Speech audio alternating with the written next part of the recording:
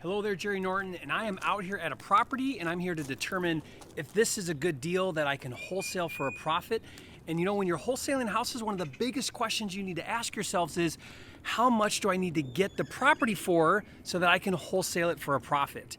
And on today's video, we're gonna talk all about how to do that. And I'm gonna use this house as an example to do it.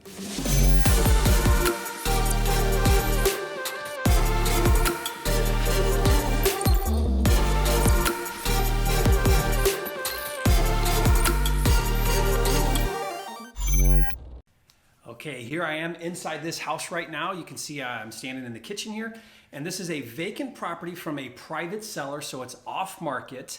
And this was a lead that was brought to me, so I'm out here to check the property out. Fortunately, it's vacant, so I don't have to worry about scheduling with a homeowner or anything. It's on a lockbox, so I was able to access the property.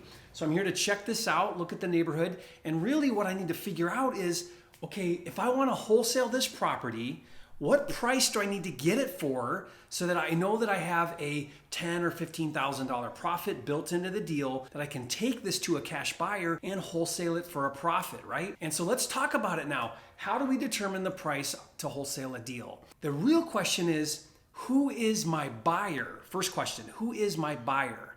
When it comes to cash buyers, investors, we really have two. We have buy and hold landlords who are gonna use it for cash flow. They're gonna rent it for cash flow. Or we have fix and flippers. Both have a different strategy on what they're going to do with the property, and that's important for you to know when you're wholesaling. So who is your ideal buyer? And ideally, if it's a low income area, then it's going to most likely be a buy and hold investor, because low income areas are very good for cash flow. A lot of investors rent those properties out. Now, you could have landlords in your higher price markets, but typically speaking, your low income is more than likely a landlord buy and hold investor. Once you start to get up in price, then you start to hit the fix and flippers. Second type of cash buyer. They're gonna come in, fix it up, right? They're gonna replace carpet, paint, cabinets, probably tile. They're gonna do work on the house, and their goal is to then flip it to a retail buyer. And in this particular neighborhood, values are around 200,000, a little over 200,000. And this is the question you need to ask: who is your end buyer that you're going to take the deal to? In this case, I think it's a fix and flipper. I'll share with you in a minute why I think this is a good fix and flip property. Step number two, or the second thing I want you to think about, is what would a fix and flipper pay for this house? Now, I'll tell you, the best indication of future performance is past performance.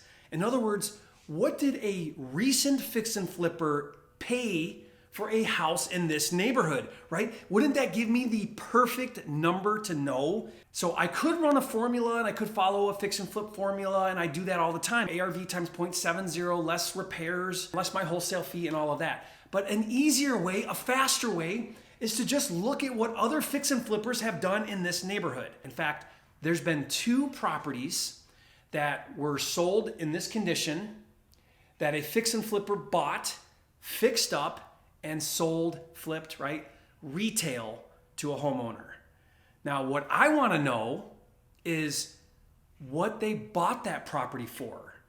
Not what they sold it for, that's helpful too, but what did they buy it for? So if I know that a 1,500 square foot, 3-bedroom, 2-bath in this neighborhood, ideally on this street, what they bought it for recently, that tells me my number. That's all I need to know. I need to know that number, because if I can pick up this property for $10,000 or $15,000 less than that number, then I not only know what I can flip it for to a fix and flipper for, I also actually have the investor. So pro bonus tip on this video is how to actually find your ideal fix and flipper or investor to flip it to. I can go to them and say, hey, I noticed that you recently bought a house and flipped it, and I've got a similar house just like that, and you can pick up this deal for the same price as what you did your last deal for. Are you interested in this deal? And they're gonna go, well, yeah, I paid $110 for the other one. It worked out well. I'll pay $110 again. And I picked it up for,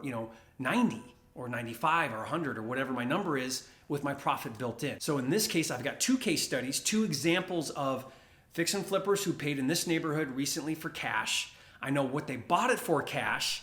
So now I know what my number needs to be on this deal, so that if I can get it at that number, I have a built-in $15,000 wholesale fee, just like that. Okay, let me show you how I do it.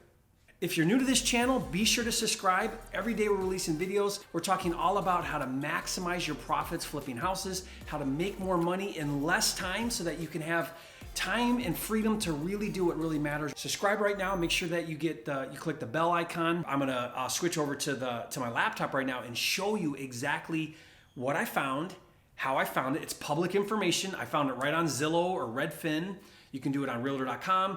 Zillow's a really good one. Trulia, which is owned by Zillow, so it's kind of the same data. Redfin, I love Redfin. If it's in your market, it's not in all markets. So let's take Zillow, for example, and I'm gonna show you how I found 2 other fix and flippers right on this street and what they bought the house for and what they flipped it for. Okay, so I just pulled up my laptop here and I went into Zillow, and what I did is I zoomed in on this street right here, Aspen. Now that's where this deal is. It's off market, so it's not on here. But you can see here in yellow, these are sold comps. So all I did was I went up here to listing type, and I clicked on the recently sold. And then what I did is I went over here to more, and I went back 12 months. So days sold, 12 months. If I want, I could put a filter on square footage, but I don't need to because they're all pretty much similar. They're ranches on there in that neighborhood, and they're 1,100 to 1,500 square feet. So I'm like right in here on Aspen, and if I go down here a little bit further down, like I'm right in here somewhere, if I go down here and I look at this one, now this one in Aspen sold for $200,000, and if I go through here and take a look at this, immediately I know that this is a flip. Now how do I know this is a flip? Well, it's vacant, first of all. That tells you it's a flip, because if it was retail, it would have stuff in it, right? And it's all redone. It's all remodeled. Look at it. Brand new kitchen, new countertops, new appliances, new cabinets. And they did a backsplash here. And new doors, new flooring, so it's a flip, right? New carpet. This is a flip. Without a doubt, this is a flip. Okay, so here's the bathroom. You can see where they did the tile. I mean, they did this really nice. They did a nice little remodel here. So what does that mean? It means they sold it for $200,000. What we want to know is what they bought it for. So if I scroll down here on Zillow and I go to price, tax history, it shows me what's going on here. And look here, if I go down to right here, when it sold for $110 back on 8/31. So it sold for $110 right here. Then they bought it in August 31st. So basically 90 days later, they had it back up on the market for $205. 90 days on the remodel, back on the market, sold a month or 2 later. Total time was, what, 5 months altogether, end to end. But what did they pay? My point with this exercise is they paid $110, which means if I were to get a deal for $100,000 or $95,000, I could flip it to that same investor who just sold that one. Here's the other one on Aspen, same street. And let's click on this one and take a quick look. So same thing. You can see here, this is a flip. How do I know it's a flip? Look at it.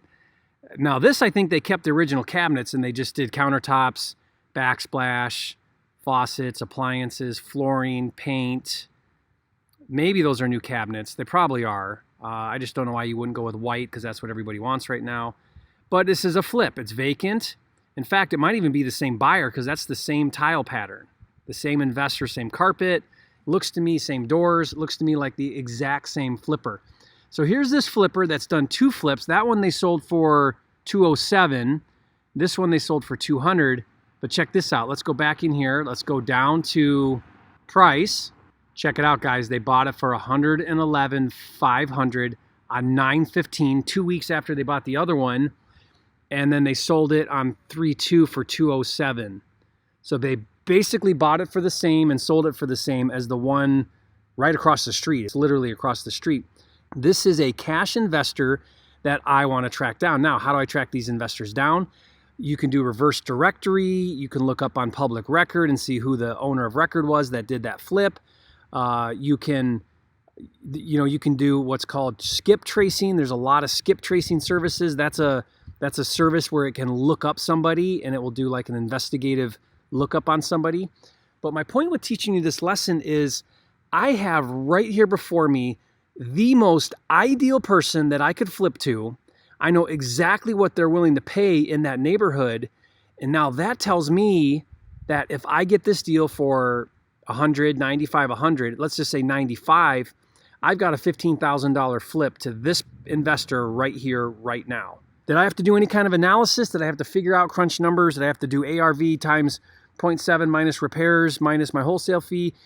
I really didn't have to do any of that if I can track down and find flippers in the neighborhood, figure out what they bought for, take it to them at that number. In this case, 111.5.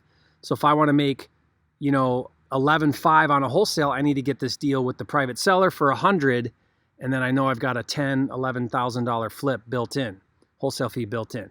Okay, now go do this. First thing I like to do when I'm looking at a deal is see what other flippers are going on, look up what they're paying in the neighborhood. That becomes my baseline. Then I go in with my offers below that number, knowing that I can flip it to that investor. Now, if you found this tip really cool and really helpful, then what I want to do is encourage you to watch my playlist of other strategies for wholesaling and specifically finding cash buyers, because this is going to help you get even better. I've got other strategies that can help you.